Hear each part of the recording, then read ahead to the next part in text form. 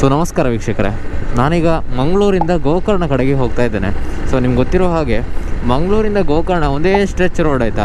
So ಈ ಥರ ರೋಡಲ್ಲಿ ನಾವು ಡ್ರೈವ್ ಮಾಡ್ತಿರುವಾಗ ಸ್ವಲ್ಪ ಜಾಗ್ರತೆ ಆಗಿರಬೇಕು. ಅದು ಯಾಕಂದರೆ ಈ ರೋಡಲ್ಲಿ ಬೇರೆ ರೋಡ್, ಈಗ ಮಡಿಕೇರಿ ಅಂತ ರೋಡ್ ಅಥವಾ ಘಾಟ್ ರೋಡ್ ಅಂತ ಆದರೆ ಕ್ಲಚ್ ಬ್ರೇಕ್ ಎಲ್ಲ ಹಿಡಿಬೇಕಾಗ್ತದೆ.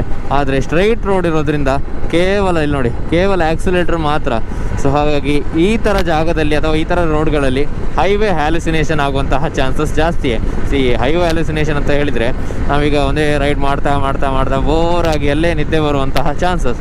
ಸೊ ಹಾಗಾಗಿ ಇಂಥ ರೋಡ್ಗಳಲ್ಲಿ ಅಥವಾ ಸ್ಟ್ರೆಚ್ ಇರುವಂತಹ ರೋಡ್ಗಳಲ್ಲಿ ನೀವು ಸೋಲೋ ರೈಡ್ ಮಾಡೋದಂತ ಆದರೆ ನೀವು ಸ್ವಲ್ಪ ಜಾಗ್ರತೆಯಾಗಿರಿ. ಆಗಾಗ ಬ್ರೇಕ್ ತಗೊಳ್ತಾ ಇರಿ, ಯಾಕಂದರೆ ಯಾವಾಗ ಕೂಡ ಹೈವೇ ಹ್ಯಾಲುಸಿನೇಷನ್ ಆಗ್ಬೋದು. ಸೊ ನಿಮಗೆ ಏನಾದರೂ ಈ ಥರ ಅನುಭವ ಆಗಿದೆಯಾ? ಕಮೆಂಟ್ ಸೆಕ್ಷನಲ್ಲಿ ಕಮೆಂಟ್ ಮಾಡಿ ಆಯಿತಾ. ಸೊ ಇದೊಂದು ವಿಷಯ ಹೇಳಬೇಕಾಗಿತ್ತು. ಸೊ ಈ ಥರದ್ದು ನನಗೆ ಆಲ್ಮೋಸ್ಟ್ ಆಗಿತ್ತು. ಸೊ ಹಾಗೆ ಈ ವಿಡಿಯೋ ಮಾಡ್ತಾ ಇದ್ದೇನೆ.